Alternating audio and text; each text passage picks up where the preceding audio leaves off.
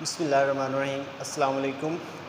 जी 9th class हम पढ़ रहे थे chemistry chapter number 4 chemical bonding.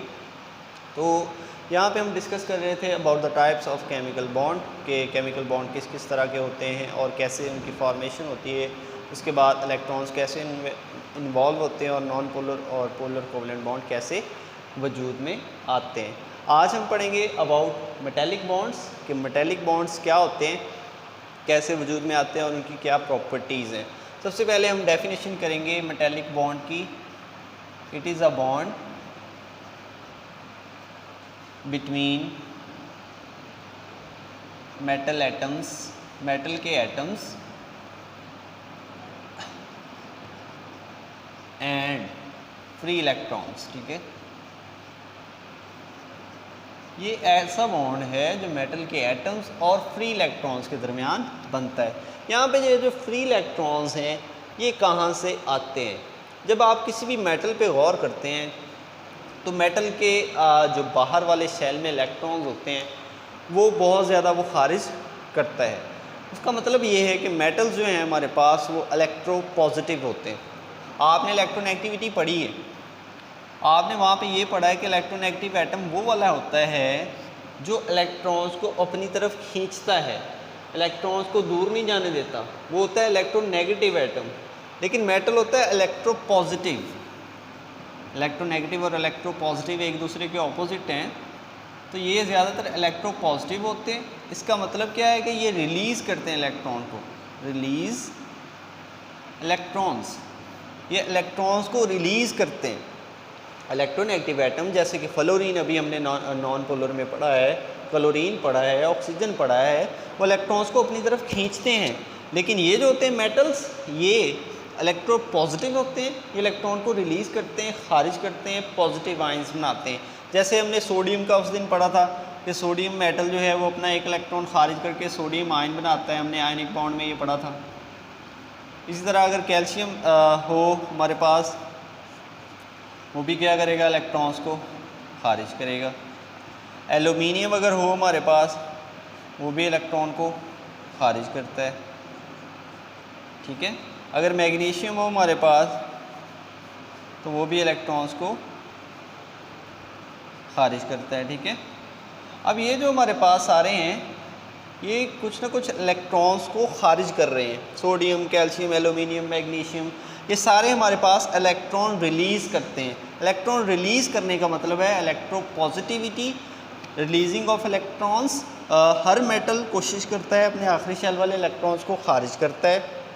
खारिज करने के बाद वो कुछ आयंस बनाता है, उन आयंस को इलेक्ट्रॉन्स अपने घेरे में ले लेते हैं। तो कुछ इस तरह होता है कि दरमियान में हमारे पास मेटल एटम्स मौजूद होते हैं इस तरह,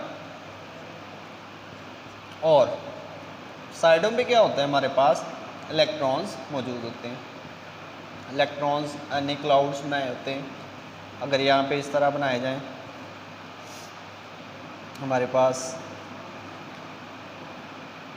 तो ये सारे हमारे पास इलेक्ट्रॉन्स हैं जिन्होंने दरमियान में एटम्स को घेरा हुआ है।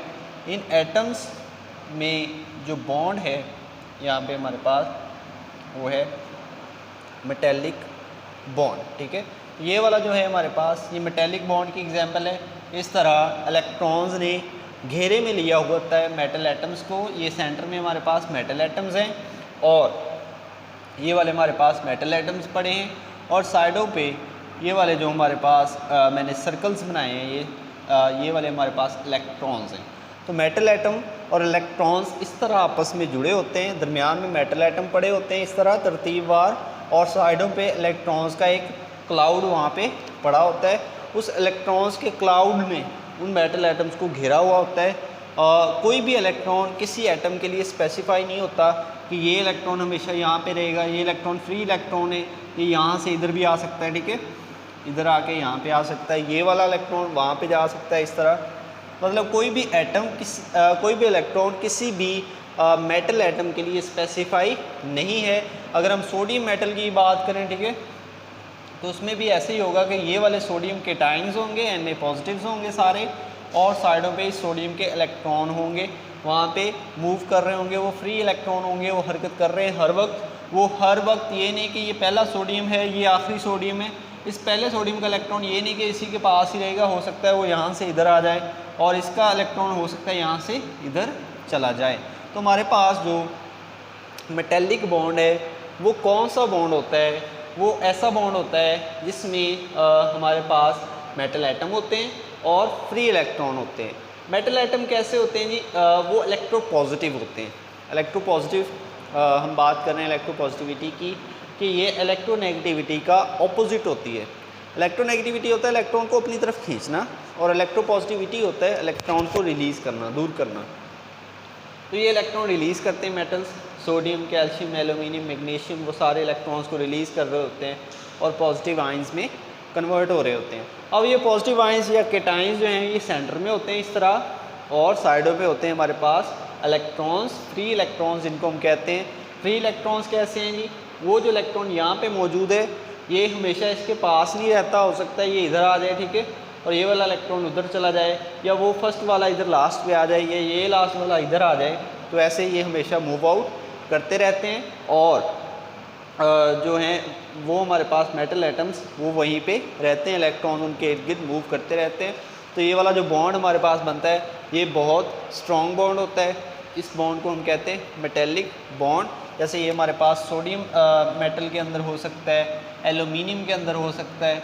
अगर एल्यूमिनियम के अंदर होगा तो यहाँ पे एल्यूमिनियम मौजूद होंगे इस तरह, ठीक है, सेंटर में वो मौजूद होंगे, और साइडों पे हमारे पास इलेक्ट्रॉन्स मौजूद होंगे जो एल्यूमिनियम ने रिलीज़ किए होते हैं। इस तरह जी हमारे पास सारे एल्यूमिनियम आ जाएंगे यहाँ पे,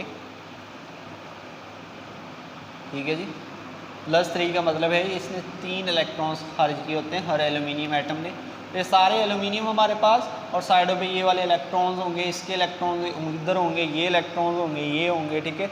तो हर एटम के गिर्द इलेक्ट्रॉन्स भी वहाँ पे मौजूद होंगे जिन्होंने उन्हें टाइटली हेल्ड किया होगा, टाइटली पैक्ड किया होगा। ये इलेक्ट्रॉन इनसे दूर तो नहीं जाते, लेकिन इनके इर्द गिर्द घूमते रहते हैं आज़ादाना, यहाँ से इधर आ सकते हैं, इधर से उधर जा सकते हैं, बड़े टाइटली पैक्ड होते हैं। मेटल्स को तोड़ना बड़ा मुश्किल होता है। अगर आप आयरन की एग्जांपल लें, आयरन हमारे पास Fe जिसका फार्मूला है वो ज़्यादातर हमारे पास इस स्टेट में भी पाया जा रहा होता है, ठीक है, और इस तरह वो Fe2 में भी पाया जा रहा होता है। 2 इलेक्ट्रॉन्स भी खारिज कर देता है बाज़ कंपाउंड्स में, और बाद में 3 भी। हम ज़्यादातर 3 वाले को लेते हैं। तो 3 वाले में वो क्या करता है जी, 3 इलेक्ट्रॉन्स खारिज करके इस तरह दरमियान में हमारे पास Fe पड़े होते हैं, और साइडों पे हमारे पास उनके इलेक्ट्रॉन्स पड़े होते हैं। हमारे Fe हैं और साइडों पे उनके इलेक्ट्रॉन्स हैं जी। ये वाले हमारे पास इलेक्ट्रॉन्स हैं उनके, इस तरह इलेक्ट्रॉन्स बना दिए, ये वाले इलेक्ट्रॉन्स हैं जी। तो कोई भी हमारे पास मेटेलिक बॉन्ड होगा वो किस तरह वजूद में आएगा जी? हमारे पास वो मेटल एटम और उसके दरमियान जो हैं फ्री इलेक्ट्रॉन्स, उनके साथ वो वजूद में आता है। वो जो हमारे पास वजूद में आता है वो बॉन्ड होता है metallic bond, one of the strongest bonds. तो बड़ा स्ट्रॉन्ग बॉन्ड होता है। इस मेटल के बॉन्ड को तोड़ना काफ़ी मुश्किल होता है, यहाँ से एक एक Fe को अलहदा करना बहुत ज़्यादा मुश्किल होता है। तो उम्मीद है कि आपको मेटेलिक बॉन्ड की समझ आ गई होगी कि ये बॉन्ड जो है मेटल एटम और इलेक्ट्रॉन्स के दरमियान बॉन्ड है। मेटल्स हमेशा इलेक्ट्रॉन्स खारिज करते हैं, वो इलेक्ट्रॉन्स उन मेटल्स के एटम्स के जो इर्द गिर्द हमेशा घूमते रहते हैं, फ्री इलेक्ट्रॉन्स होते हैं, और ये बॉन्ड बड़ा स्ट्रॉन्ग बॉन्ड होता है। उम्मीद है कि आपको इस टॉपिक की समझ आ गई होगी। मिलते हैं अगले टॉपिक के साथ। ना ख्याल रखें। अल्लाह हाफिज़।